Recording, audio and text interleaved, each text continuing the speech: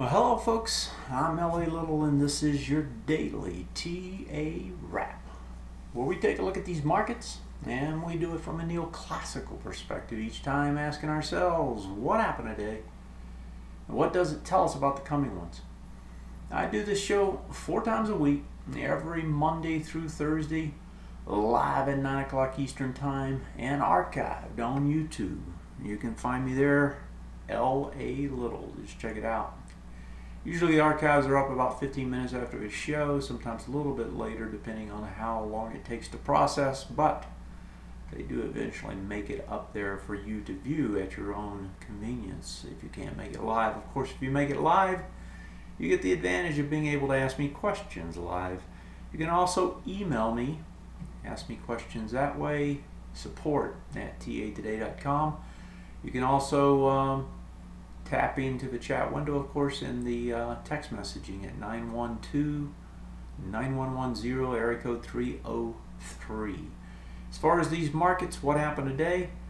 Well, it's sometimes clean and it's sometimes dirty, and today it was kind of dirty. And what I mean by that is it's not always easy to read exactly what the market's telling you if it's telling you something. Sometimes it's a stretch to figure out what it's trying to say, and today is one of those. It's certainly at the index level. We had some more selling today. The industrial's down 0.84, 139, almost 140 points. The S&P's down almost 19, another percent on those.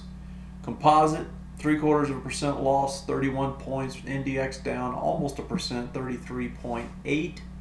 The Russell, well, that's not quite right. The Russell actually wasn't up today, I don't believe. I never know whether to trust this thing on the Russell. It never seems to tell me the truth. No, Russell wasn't up. So the Russell, yeah, I'm sorry, I can't look at that one. It was down. I mean, you can see it here. It was down about 0.2%. So that's kind of the story there. If we look elsewhere, let me pull this back out. If we look elsewhere, the dollar was up today, but it actually had a test failure today. The euro actually had a test failure to the downside. We may see those flip around a little bit tomorrow.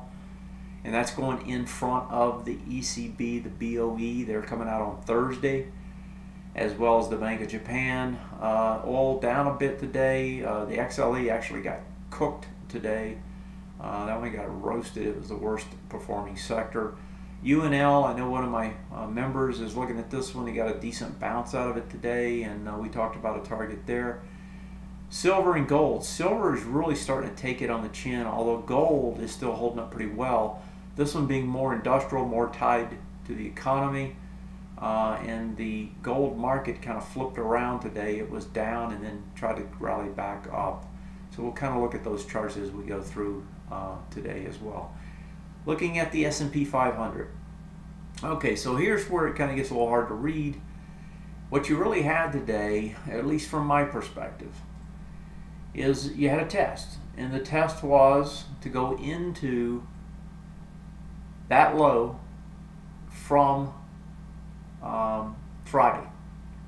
Right, that low, the print on that low was 1916.37. You get down as low as 1913.77. You did 34.6 going underneath 37.8.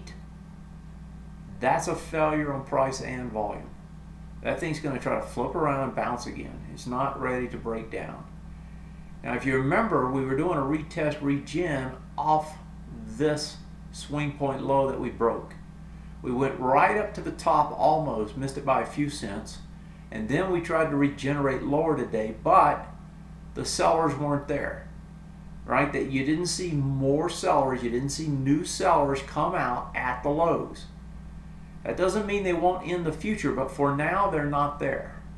And if they're not there, that says this thing's probably going to flip around, try to go back the other way. That's the S&P. If I look at the NASDAQ, and so now we're at a broader composite, the NASDAQ actually stayed inside that higher bar, so we didn't get a test. So we can't really make a call there. The only thing that we can make a call on is the fact that this thing is showing positive divergence from the S&P, which actually had a lower low. So if you're looking at it from that perspective, that's a positive. The other positive is that it actually held this other low. It didn't break it down. The test was on that low. That was 43.51. You got down below it. You closed just over it. You're doing 19.1. You had 16.8. So you actually had more volume. So from that perspective, it's not a clean test. So the only thing that you can say about this is that it had positive divergence. NDX looks almost the same. Doesn't quite get down to that next swing point low, so it's not really a test. It has the positive divergence as well. And then if we look at the, if we look at the Dow actually is negative. And the Dow went underneath Friday's low, closed under it, had less volume, but closed under it. Hasn't tested the low of the swing point low yet, but is getting pretty close. If we bring it over and look at it on a weekly, this would be a break on an intermediate term time frame if it breaks. 16,341.30. We closed 16,429. So we're not all that far away. 16,341.30. We're at 16,429. So we're less than 100 points away. And as you know, 100 points is not far. So if the Dow were to close under that, that would be the first of the indexes to actually change trend on the intermediate term time frame, and that would be quite negative. Not immediately, but down the road. That's the Dow. And then the Russell. If we go to the Russell actually was positive, but in a way it was negative. And what I mean by that is you got back over the highs, you know, from Friday. That low, that high was 1123.94. You get over it, you do less volume, right? That's kind of a failure because it closes back up underneath it. So even though it's kind of positive divergence here, which is good, you didn't find new buyers at the highs, but I suspect that's influenced to some great degree actually from the fact that we had weakness in the listed issues. So positive divergence, it's overall I'd read it as positive. So in a recap on the indexes here, you actually have a little bit more positive than you do negative, but you don't have great reads on the NASDAQ NDX. They're just positive divergence. The Russell in one way is negative, but it has positive divergence as well. The Dow is just simply negative. And the S&Ps look like they want to bounce. So when I say it's murky waters and it's not always clean, sometimes dirty, that's what I'm talking about. But if we go underneath the covers, and I want to switch over to the sectors, then we can get a little more granular view and try to reach some conclusion about what this market might be trying to tell us. And so if I pop over to the sectors, and let me get those guys up and we'll go through those. We'll start with the IYT. This one actually reads negative tonight. This one's not positive. It gets underneath the low, stays under, just like the Dow, that's negative. It also has just broken another swing point low. That's also negative. SOX. The SOX we thought was going to try to bounce given yesterday's behavior. Well, it didn't bounce, but it did test the lows again. It tested both the Friday and the Thursday's low. Thursday had all the volume. That low was 82.28. We got down to 82.10. We closed at 82.39. That says this thing doesn't want to find new sellers at the lows, goes into support, finds support, and wants to bounce.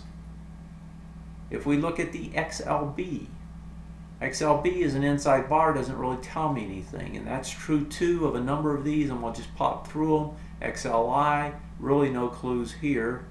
XLP, nothing there. XLU, really nothing there either, inside bars. So all of those really don't tell you much. IYT, as we said, kind of negative. SOX wants to bounce. If we go over to the rest of them though, XLE, test under, back over, that's positive. In other words, you tested Friday's lows. Yes, you had volume expansion, but you couldn't find new sellers at the bottom. that wants to try to bounce as well. XLF does the same thing, exact same scenario. XLK also comes under, back over, less volume, also wants to bounce. XLV, the only one that hasn't broke down, test again to the downside. It's testing back on these swing point lows in this one, but what's more important is it tested Friday's low, got underneath it, back over it.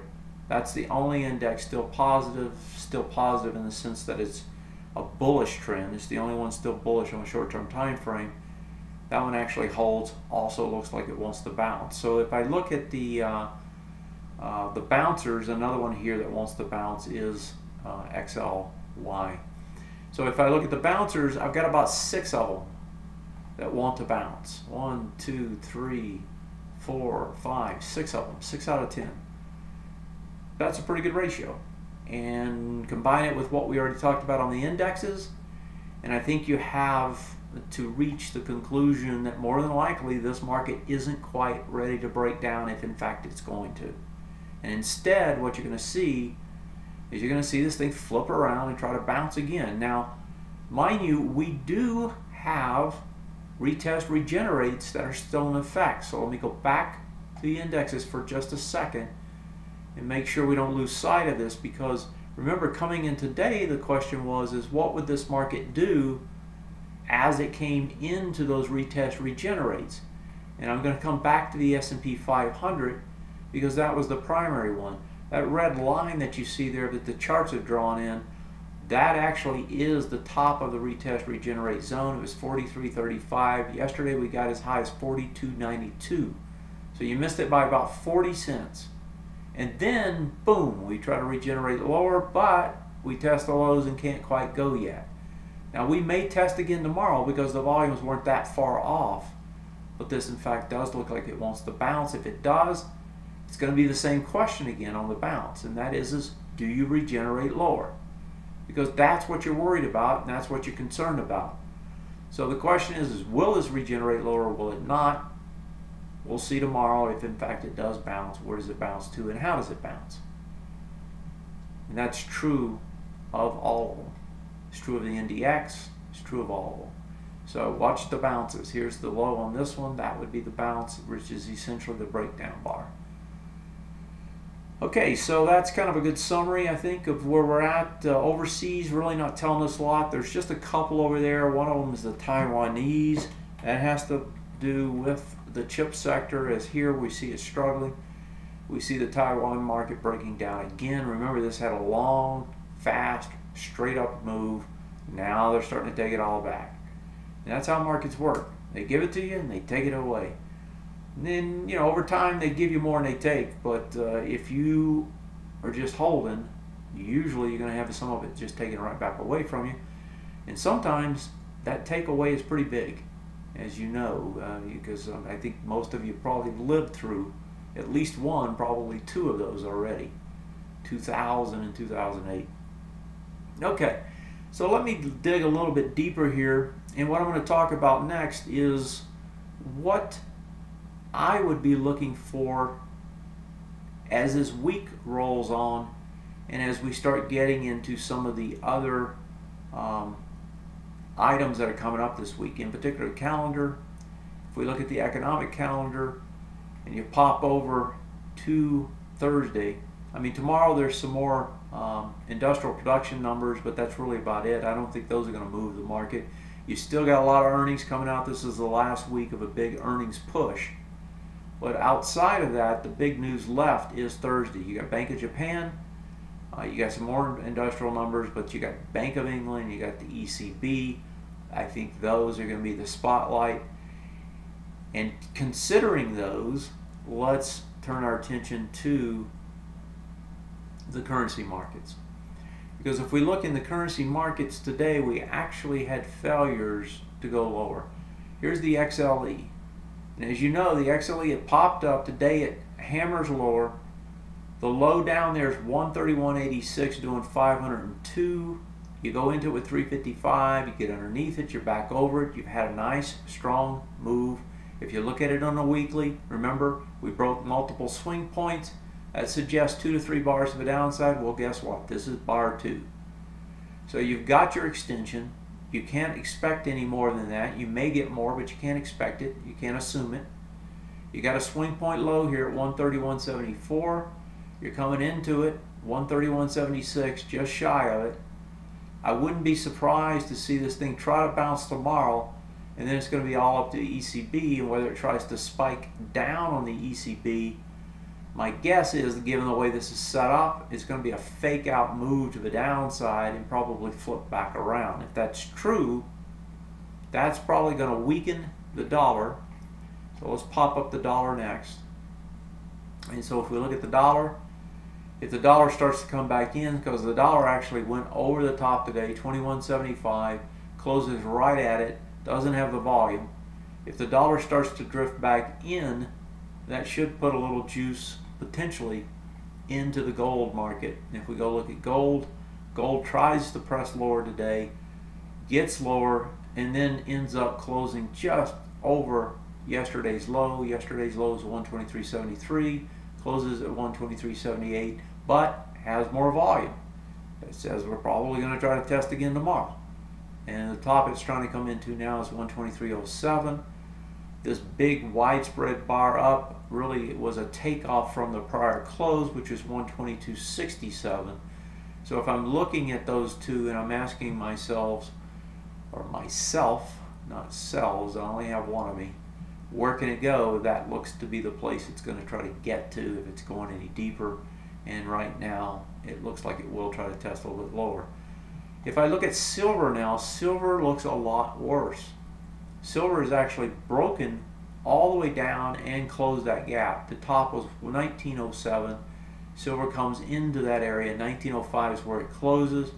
Doesn't have the volume, but it's down there. And so silver definitely looking a lot worse than gold. And I do believe that's actually finished. Way more than finished its ABCD structure. So that's done. So we'll see how that plays out. I suspect the currencies will be the ticket, and that might be coming on Thursday and Friday for the precious metals arena. Let me see, what else did I want to cover? There was another thing. Can't think of it right now. Let's see if we have any questions maybe that pop to my mind. All right, we had actually that's not a question for this. Okay, so all right, well, let me pop into a couple other things that are on my mind, in particular the setup that we have starting to take place in the bond markets. You know, bonds, I keep reading a lot about the bond market and that, it's going to fall, but, when you look at how it's trading, it's really just a big sideways trend still. I mean, I can't make anything more out of it than it is. And right now, you just have these two ranges, one inside the other, and it just keeps playing with this area. That's kind of no man's land. If you're trying to put a position on, you either want to short it here, buy it there, buy it here, short it there, right? You don't want to do much up here, and that's what it keeps doing. But on the shorter end of the curve, so if I go into the shortest end of the curve, like the 1 to 3 year, the 1 to 3 year has pushed right back up into, after testing the lows, has pushed right back up into the middle of its zone. You can see essentially the same two zones, right, about equidistant, same sort of thing. Okay, so what about the 7 to 10, which is basically where all of the loans come out? The IEF is a good proxy for that one. And what is it doing? Well, it's more in the top of the range than the bottom. So if we're looking at bonds and we're looking at them across the maturity rates or the maturity dates, the 7 to 10s, which is probably, if you think about it, which is probably where the Fed wants to target what firepower it still has. In other words, if I'm the Fed, I want to create support for this particular part of the curve. Now, I haven't seen what the Fed is buying in terms of maturities, but given the charts, it looks to me like it's playing in this space. Fed wants to keep interest rates low in the 7 to 10. That means that you got to have more demand for the bonds because it's an inverse relationship. And so it looks to me like the Fed, if I'm trying to get long somewhere, I'd probably be looking at this part of the curve, not elsewhere. So that's the bond market. Now that's the treasuries, right, which are the safest ones. We talked about junk bonds, and somebody asked a question about them Sunday night, and they did get a bounce, got a little bit more of an inside day here today, but they've left volume down there. These look to sell back off again before this is over.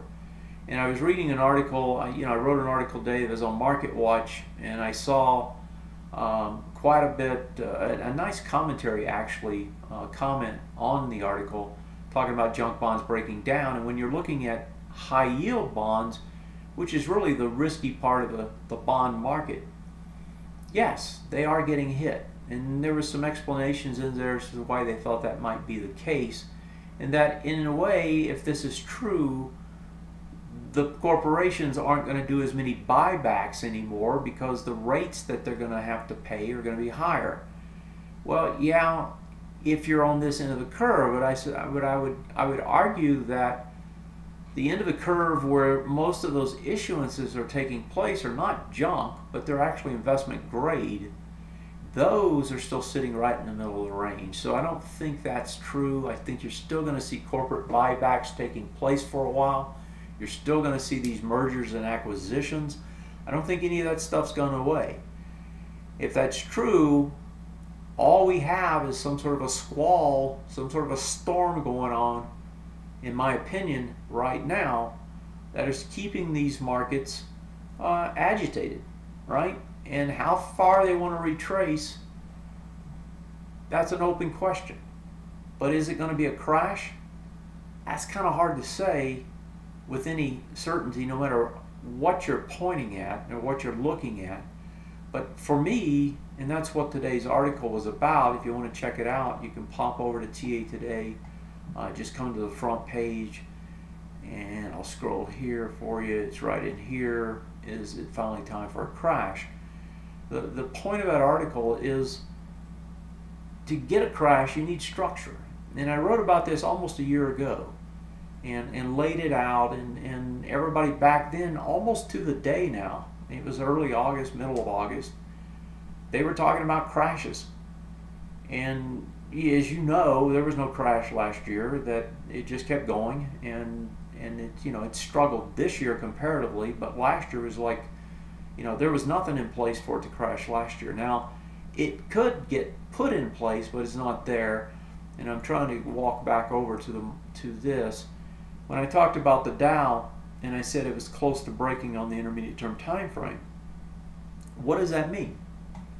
Well, if you break here, and I'm going to give you a short synopsis on a different instrument, but if you break here of the article, that's going to break on this time frame, right? And that price point, if I get the price point for you, is 16,341. So if I come over and I walk over and I look at the same swing point low, that number there is the same number, 16,341. So what does that mean? If you break that, you're breaking it on multiple time frames. And if you break on multiple time frames, what typically happens is you continue to move lower 2 to 3 bars on the largest or the longest time frame. That's the high probability trade. And on a down move, it's extremely high. It's about 90%. So it's a fairly high probability that it's going to continue to do that. And we just looked at a market earlier that had done that. That was the FXE. You can get an example of it right now if you go over to the German DAX. It's doing it. This is on the weekly. It's down here, broke this swing point low, which also broke on the daily. And you've gotten 2 to 3 bars. You got a big follow through bar on that particular break, and now you've got a continuation bar. Now, it doesn't mean, let's try to be clear here. It doesn't mean that this thing has to go down. It just says that it's going to at least trade sideways to down, right? How far? It's a question mark. We don't know. We can tell that by looking at other stuff like support zones, like anchor bars, like others, right? There's other instruments we can use like projections, so forth. That's where we try to get those numbers from. But just the fact that the structure breaks doesn't tell you how far, it just tells you how long. And it tells you direction, in the direction of the break. And so if those breaks do start to happen, then we've got something more significant potentially. But it's not a necessary and sufficient condition. In other words, to break on multiple swing point lows does not mean you will crash. Those 2 to 3 bars, we can't project how far they will carry, only that they will. And there's a significant difference in that. What it does tell you though, and what it does or should tell you, is that you're at increased risk.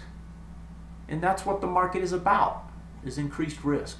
If you're not going to do anything about your increased risk, well, then you're going to suffer the consequences.